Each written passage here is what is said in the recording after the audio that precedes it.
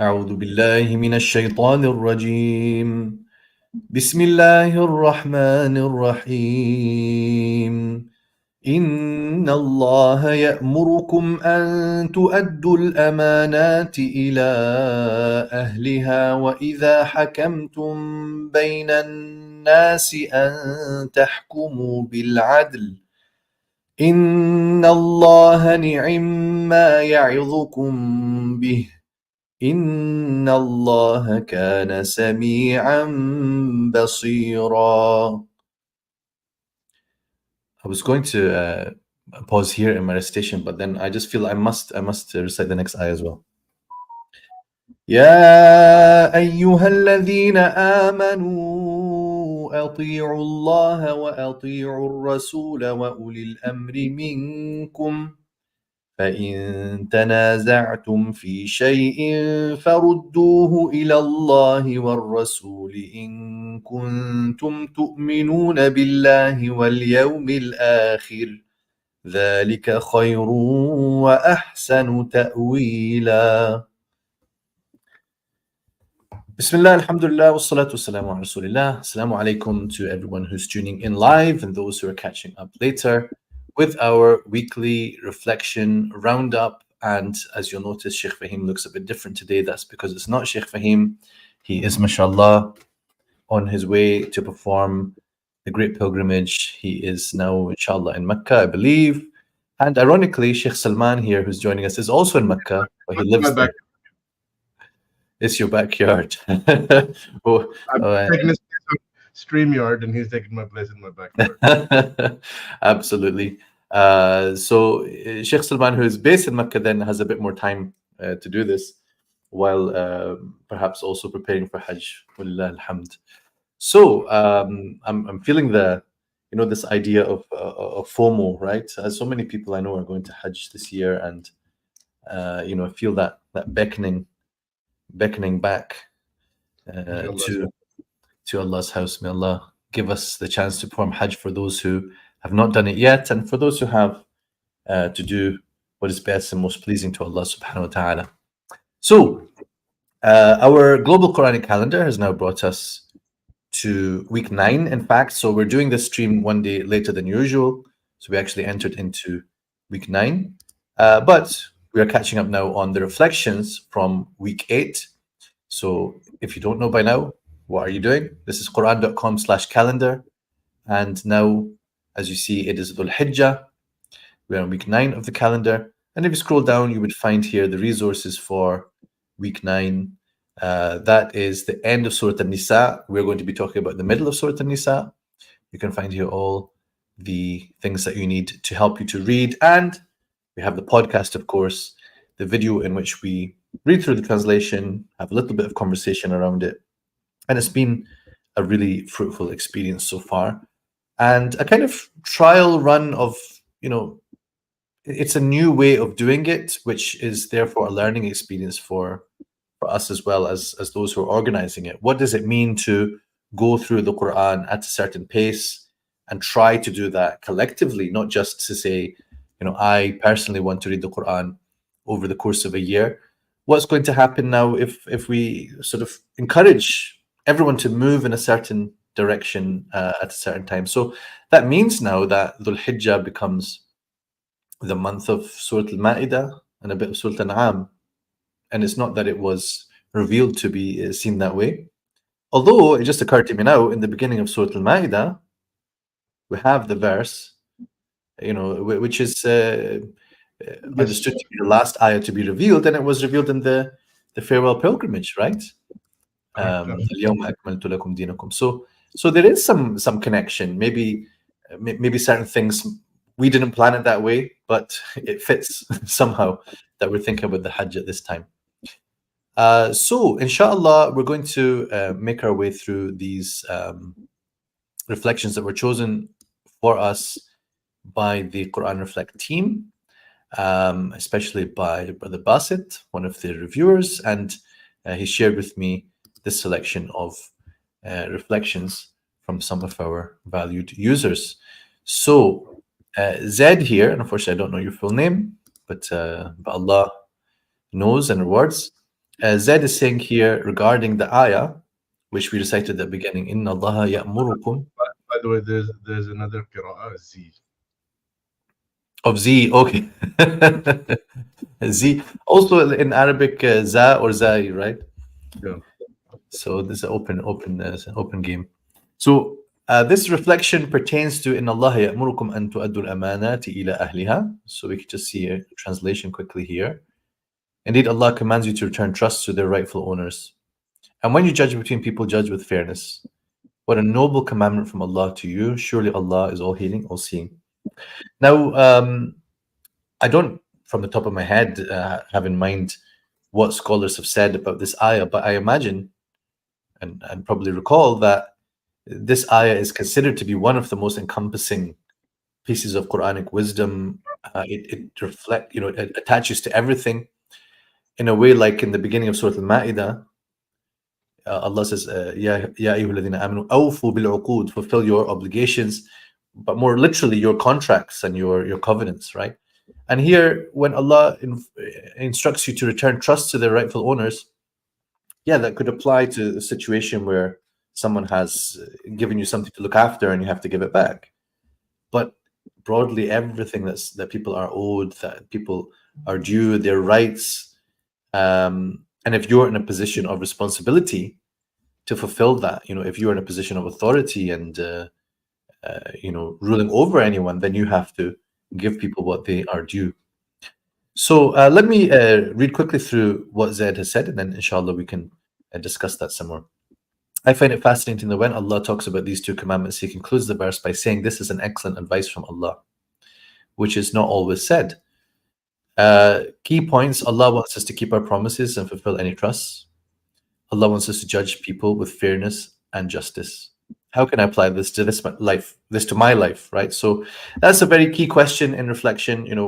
It might apply to other people in certain ways, but what's the application for me? That's what I need to go away with. Like everyone else, I have many responsibilities. One important one is the contract I signed with my employer, right? So it's a responsibility within a structure. If I'm given a 1 hour lunch break, I shouldn't take a longer one. I should do my job well, respect these rules, living up to the trust placed in me and fulfilling the guidance of this ayah. SubhanAllah, you see how by intention you can change from just doing your job, serving an employer, to serving Allah, pleasing Allah by intending to follow the guidance of the ayah. Isn't that amazing? Yeah. Not only that, as a citizen with a driving license, I have a responsibility to follow traffic laws. Certainly, in some countries, anyway. How about where you are, Sheikh Salman? Well, traffic laws here are actually pretty strict now. Oh yeah. And now they have cameras everywhere. So if you don't, they will get you. So, right. Okay. Because these are matters of of public safety, and so right. Regardless of the government is watching you, the law is watching you, the police are watching you. You have responsibility. You have responsibility. Absolutely, you have responsibility. And to people, If responsible with the. I mean, in that sense, you could say that even having the ability to drive is a trust that you have to execute responsibly. Yeah, absolutely. So, unless you want to say more on that one at the moment, we can then. Yeah. So just a very quick thought. I mean, he mentioned specific examples, but aside from the specific examples, I actually liked what he highlighted at the beginning, that the verse concludes by saying this is an excellent advice from Allah, as if to say Allah subhanahu wa ta'ala is telling you, don't make light of this point. I think it's easy to read over this point and just think, yeah, okay, return trust to those whom they're entitled to, or to those who are entitled to them. But you might pass over that and not actually stop to consider, wait a second, are there trusts or obligations that I'm not fulfilling? And he has given an example, obviously, of one way that he's looked at it. But I think every single one of us, we should look at that and look at, are we fulfilling our obligations that we have? Are we actually or do we have trusts that we're perhaps overlooking that we need to actually stop and maybe reflect on? So this is actually a good exercise in that. Yeah, that's very true. And I guess, even in our own experience, perhaps sometimes you're trying to teach someone, it could be your own children, or and you have to sometimes draw their attention. You tell them something and you can tell they're not paying attention. And you say, listen, what I'm saying to you is important. Not just it's important, but also, listen, I'm giving you good advice. I've experienced things. I know some things that you don't. You're taking lightly what I'm saying, and you need to actually recognize what I'm saying is golden advice. And one day you might realize that when you end up in a state of regret because you didn't listen to it, right? So it's better now that you take this maw'idah, right? Yeah.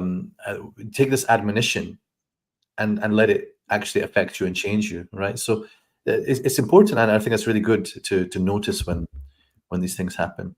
And just a last point, you Yeah. see this with an illustration of this with some of the great ulama of the past. When you read their biographies, you find actually a number of them saying that, I've never answered a question, I've never given a fatwa, except that I'm prepared to answer before Allah subhanahu wa ta'ala about concerning what I said. So that's an example of a trust that these ulama took very seriously. And I think obviously that's something that for us as well today, that we should take lesson from, for those of us who are involved in talab al-ilm, that this is a very serious trust that maybe sometimes we take lightly. Yeah. And in one of the Divine Book Club episodes, I gave examples like this where I saw someone was having a big argument on Twitter with some people, right? I refuse to call it X. So he's having an argument with some people on Twitter. And then sort of a couple of days later started posting, shawahid from the Salaf, examples and narrations that show you can like curse out, you can say things like, you stupid women or something like that, finding some narrations which somehow backed up what he'd been doing. And I just thought, subhanAllah, for that knowledge to become at the service of your Twitter battles is a crying shame, There's people who are saying to you, oh, Sheikh, you're clearly a knowledgeable person, could you not speak more kindly? And look, he can listen to the advice or not listen to the advice, but it's not, I don't think it's a good thing to then start bringing searching into the books to find things that back up my my position on this. Maybe just say, well, if people feel that way, maybe I should just cool it a bit, that's all right. Yeah. So it's a reminder for everyone in all spheres of life. So the next ayah that is being reflected on here, it's a set of ayahs. There will be some among you who will lag behind, so that if you face a disaster, they will say, Allah has blessed us for not being there among them. But if you return with Allah's bounties, they will say, as if there had been no bond between you, we wish we had been there with them to share the great gain. So this is talking about the hypocrites, people who take a certain stance, on the edge and kind of watching and waiting to see how things go and how that's going to affect their own agendas.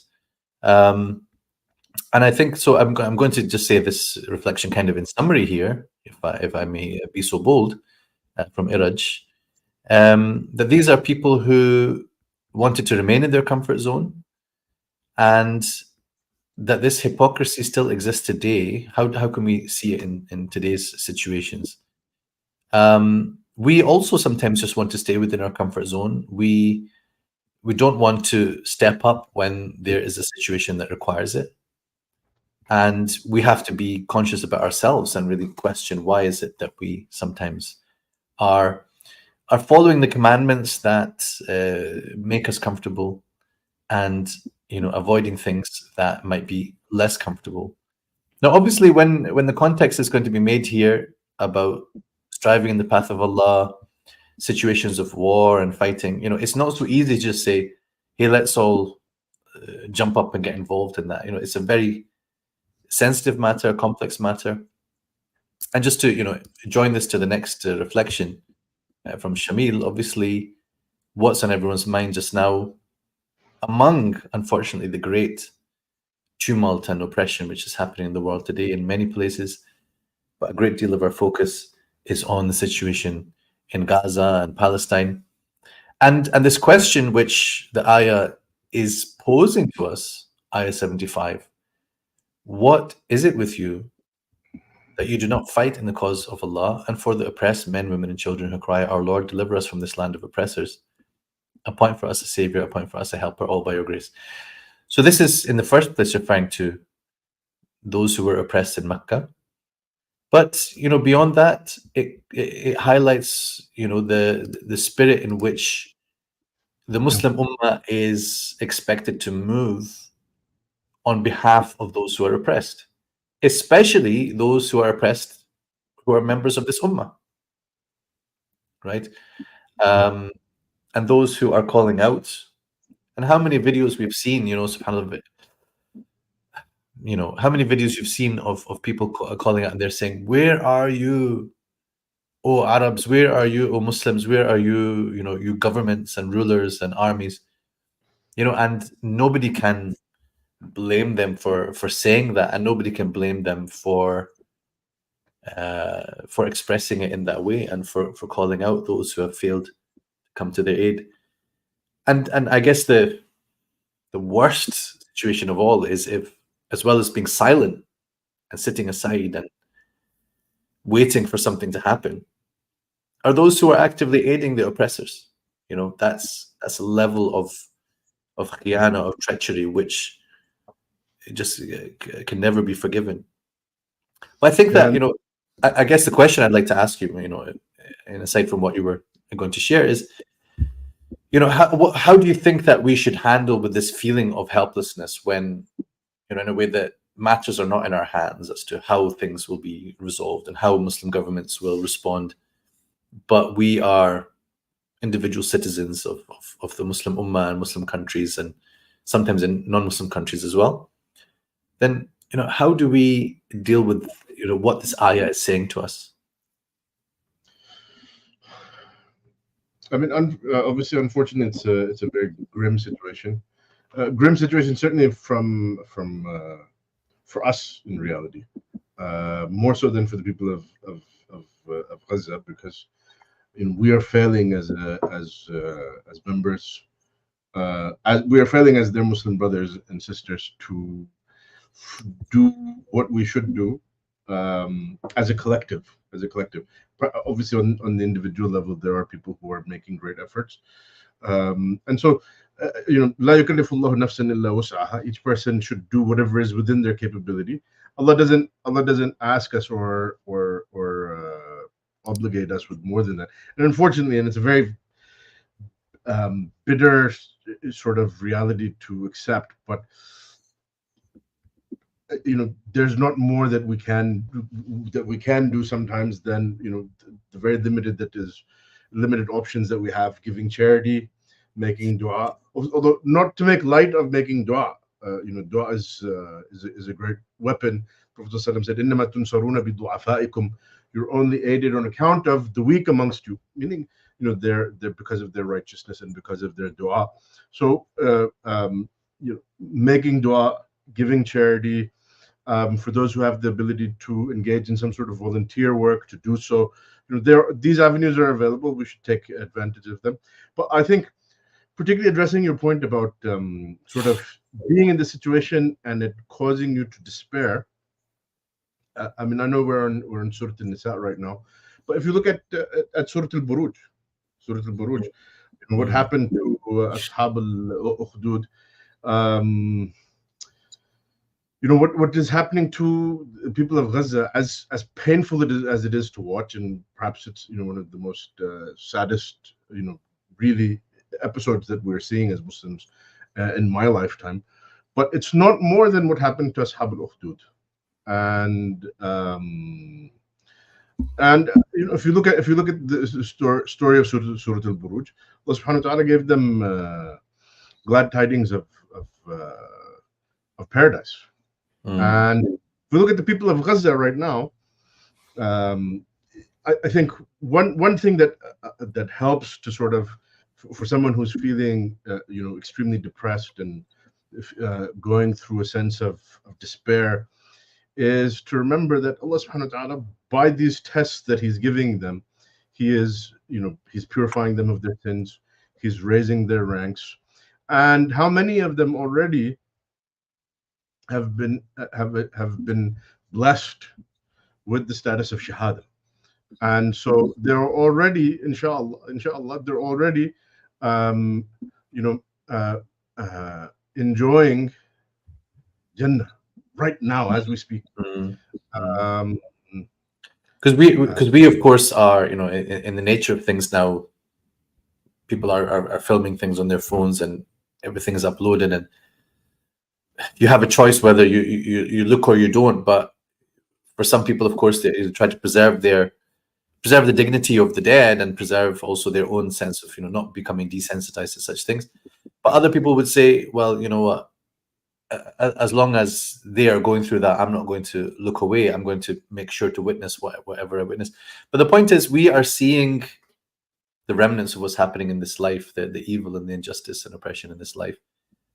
Those people, at least we can say that they are experiencing something else that we don't see. They're experiencing something much, and, much and, better. and really, if we feel sad, we should feel sad first and foremost for ourselves, that we're not doing what we can, what we ought to be doing. Well, maybe not on an individual level. On an individual level, you might be doing whatever you can be doing, but obviously, as an ummah, an ummah of over a billion people, there's clearly, we could do a lot more if we got our act together. But in the long term, then that take this as a sort of a reminder or a lesson to sort of realize that what, we need to take this seriously, and we need to be in a position that in the future these things don't happen. We need to work to be in a position that we have the ability in the future to prevent these sorts of we didn't get here overnight, and we're not going to get out of it overnight. People planned and plotted to get the Muslim Ummah to this point where such a thing could happen under our watch. And there will have to be plans and great constructive work and change for such a thing to be prevented. If we want to say never again, we should have this burned in our hearts, that never again. And each person has to sort of sit down with himself and think very carefully about what can I contribute to basically changing this situation that exists in the ummah that allows these types of things to happen. Right, exactly. Okay, so I would say to shift gears a little bit on the nature of this reflection. Although the ayat, I'm sure, have some connection, and where the tahiyya comes in, there is this situation of if someone gives you salam on the battlefield, and then it's sort of brought into, if you are greeted with any greeting, then give something back, which is better, or return it as it is. And Nadia is reminding us that this seems to be a teaching which is often overlooked, forgotten. So when someone quotes a hadith, then our review team should be looking at, can we provide a reference for it and so on, because we don't want to mention hadiths kind of on the side. So we've got Sheikh Salman here; he can help us to verify this.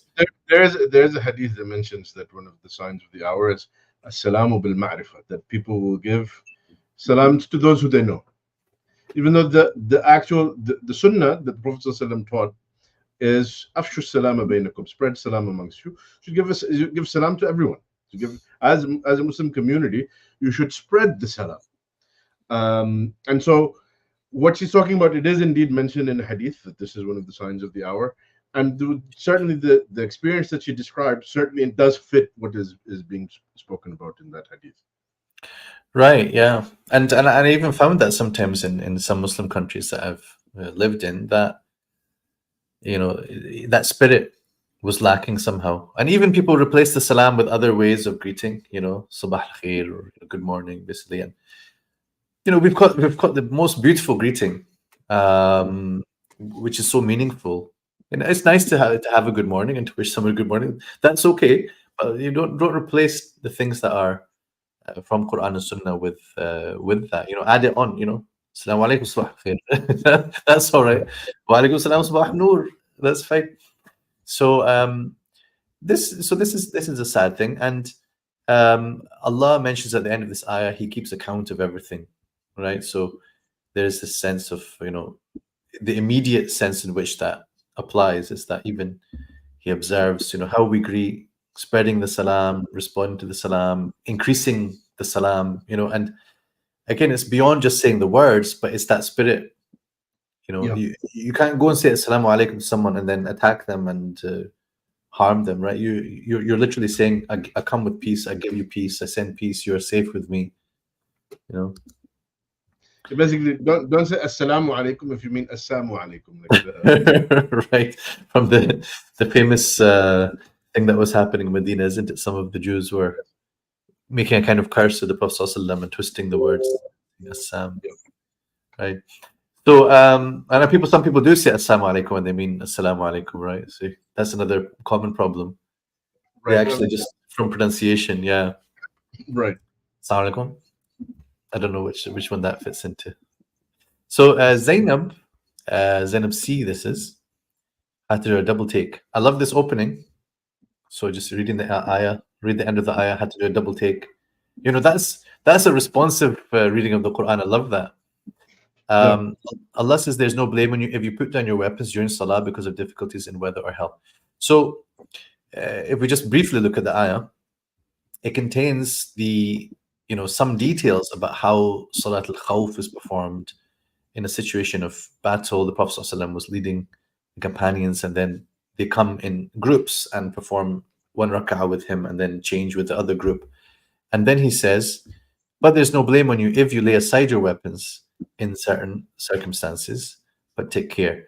So she's saying, okay, so now I realized that you're carrying a weapon. Of course, this is mentioned here as well, that carrying your weapons.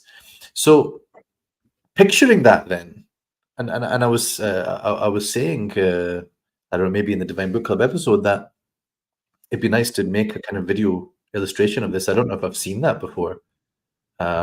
We don't have to use AI. We can just do it, like how exactly this looks and what does Salat al-Khawf look like. I'm sure there must be somebody's done some videos like this. But just be careful when doing it. I don't want to get I'll be careful where I post it. late at night for posting dodgy videos. Yeah. Okay, yeah. On second thought, I might let someone else do it. But it just shows, obviously, the importance of the prayer, that even in such circumstances, you are supposed to perform the prayer. There are ways to do it. It didn't come with just like, it's okay if you delay your prayer until tomorrow. That I don't think that ruling would have been so surprising, in keeping with the way that permissions, fasting can be moved to another day, right? But the salah, not like that. So let that be something that underlines for us the importance of this obligation, and the performing it in prayer. In time, in the right time. Obviously, there's a lot that could be said about this verse, but I'll just go ahead. Something that Sister Zainab herself pointed out. She says that there is flexibility in this religion, that it is as compulsory to implement as the rules itself. She's talking about basically how the default is that you carry the weapon. So essentially, the rules are sort of changing. In a normal situation, the default is that you don't. In fact, you shouldn't be carrying anything. You shouldn't be engaging in any sort of excessive motion. Obviously, scholars differ on the precise details of when does that nullify the prayer. But in when you come to the battlefield, it's very different. And she kind of in a roundabout way, she pointed out to the fact that if you look at everything in the Sharia, all the rules that we find in the Quran, all the rules that we find in the Sunnah, it's actually very rational. All of it serves a purpose, it serves a function, sometimes on multiple levels. So all of it, there's wisdom behind it. Sometimes we can fully appreciate the wisdom, sometimes we don't. One thing with praying like this in groups is also to consider, that when you're praying in groups and you're carrying your weapons, consider what that sort of image that would create for the enemy.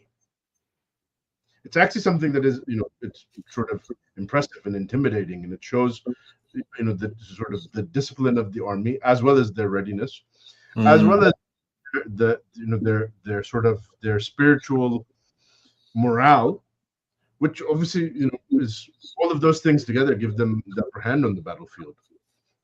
So there's on multiple levels purpose and wisdom behind everything that Allah legislates Yeah. for us.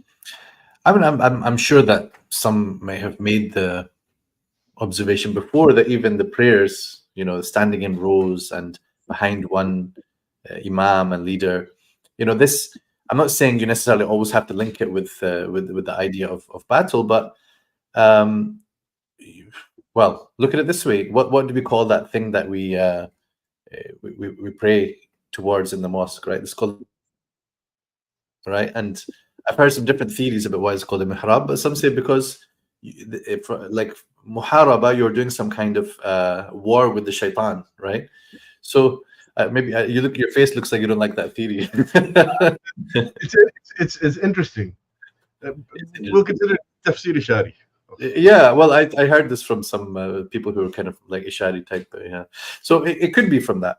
But anyway, the point is, you have this discipline, you follow the leader, you pray, you move at the right time, the ruku', the sujood, and then standing. And you can link that with the mentality that, okay, not even just physical warfare, but in all things, discipline, coming on time is important.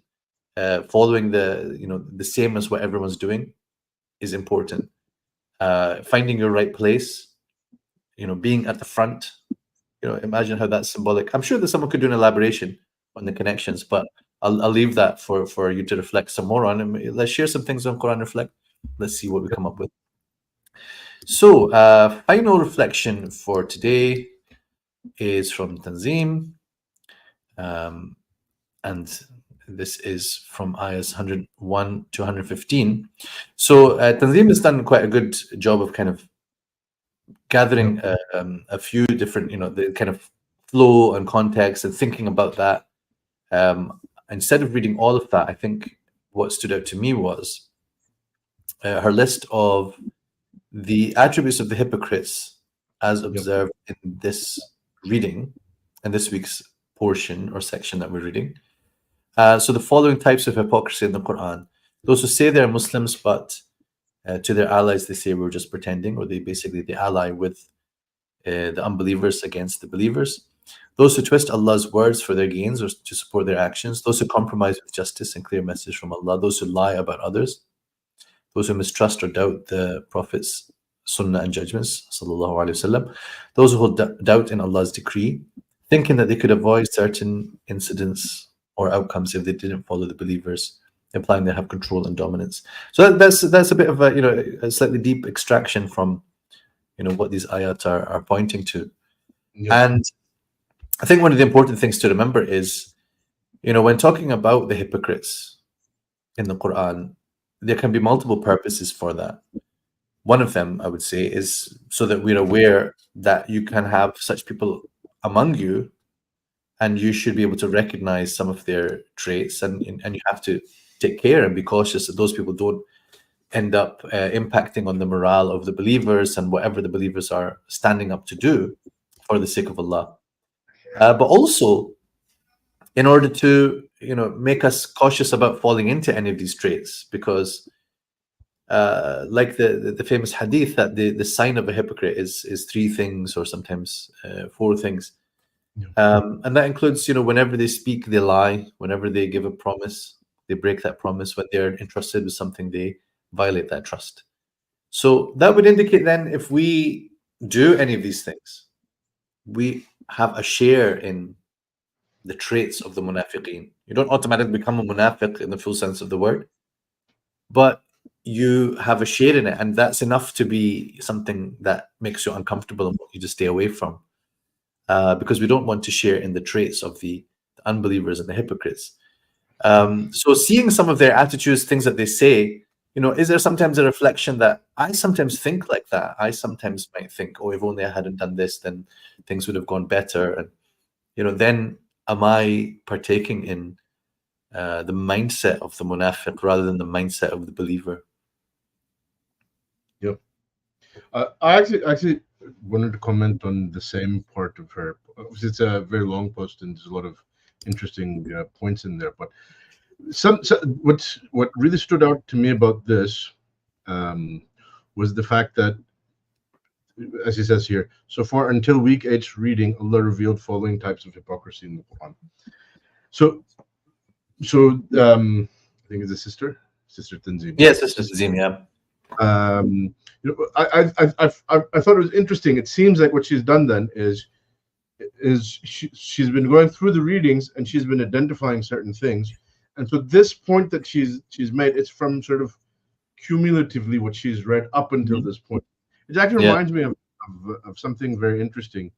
I don't remember exactly what it's called, but there's an essay by Maulana Maududi about how to read the Quran. I think it's called like 4 guidelines for reading the Quran or something or another. I don't remember what it's called, but an advice that he makes in it is that he says, when you read the Quran, like keep a notebook, and anytime you have a reflection or a question, note it down and see as you go through the Quran, you might find the answer for the question that came up, and maybe if you don't on the first reading, maybe on the second reading, on the third reading. Obviously, you could add, obviously it's beneficial to consult with ulama. It's beneficial to listen to, lectures of people who are qualified in tafsir, or read books of tafsir that are written by credible scholars. But also, this process of reading and reflecting and exploring, look at it not just as, these are, oftentimes we have the tendency to think of fawaid or gems as just sort of a standalone reflection. Think of it as a cumulative process that you're building your understanding of the Quran, not just based on this verse, but everything that you've read up until this point, everything, and that you're also it's a launching point for further exploration, for further reflection. And you could read, honestly, you could read the Quran in a fashion such that you say that, okay, today I'm beginning, from the beginning, Surah Al-Fatiha and Surah Al-Baqarah, and my goal is in this particular reading to focus on this. Like for example, I'll just mention an example. One time I read the Quran, and my intent, because at the time something was very much focused on was the Hujjiyah, the Sunnah. I said, let me read through the Quran and just sort of note every verse that somewhere or another points to what is the status of the Sunnah. And you could read through the Quran that way, and you will see things that you might not to them. Another example pops into my mind. You could be just looking. I want to pay attention to Allah's names. How He uses His names. Absolutely. How does that connect to what's being talked about? I always feel like I'm really at the beginning of understanding this point, and I feel like you just need one reading of the Quran where you're virtually focused on this question. Yeah. And the thing is that the Quran it's such a rich text. Obviously, it's a divine revelation. It's guidance for all of mankind until Yawm al-Qiyamah. So every reading will give you new things, but oftentimes it will only give you to the extent of depending on what were you looking for. Not everything will be the same. It will also depend on what are you bringing to your reading. Both in terms of sincerity and asking Allah subhanahu wa ta'ala for guidance and seeking His refuge from shaitan, but then also what are the questions that you have that you're seeking answers for? What is it that you're seeking guidance on? I mean, that's a really great thing to highlight for us. It reminds us of the purpose of QuranReflect.com. We have a place where you can also document these things, and you can save it as private notes, right? So not everything is ready and ripe for posting and sharing, but you can save it privately, and that's just one way to help organize. I personally, I do like my pencil and paper and writing the margins of things, but this has got its own function and use as well. And keeps it connected to the ayat digitally, right? Obviously, Maududi in his time he suggested like you keep a notebook, but maybe if it had been all of these things he would have said go on QuranReflect.com and I hope that would be a good endorsement. So we have also then, of course, the opportunity then to post, and then other people can comment and share. They can help you to explore those questions. You can have scholarly input as well as from the broader community, right? And what you've also reminded us of is the purpose of this reading that we're doing with the Global Quranic Calendar. We are proceeding over these 46 weeks between one Ramadan and the next. We're reading through, and as we go, whether you're frozen in a really nice pose, I don't know if you're just really, really happy. But as we go through, you in your personal reading might have some questions that come up. In our Divine Book Club episodes, we also have questions that come up. We're not always able to address all the questions, right? So that then opens the door. It opens your mind to actually asking more questions as, inshallah, you continue to study and to read. And the idea is then next year you will do the Quranic calendar again, but you're going to read in just a little bit more depth than you did previously. And this way, inshallah, we will move up. So we have this motto for the Global Quranic Calendar, which is read and rise, read and rise. So we are reading, but we're also trying to rise up through the levels of that reading to become more understanding and informed of what Allah subhanahu wa ta'ala is saying to us in the revelation. So Sheikh Salman is back again, but we're actually just wrapping up. So it's a good time to say salam to everyone. Jazakallah khair for your contribution, Sheikh Salman. I'm sure everyone would love to see you back here again. And from both of us, assalamu alaikum wa rahmatullah.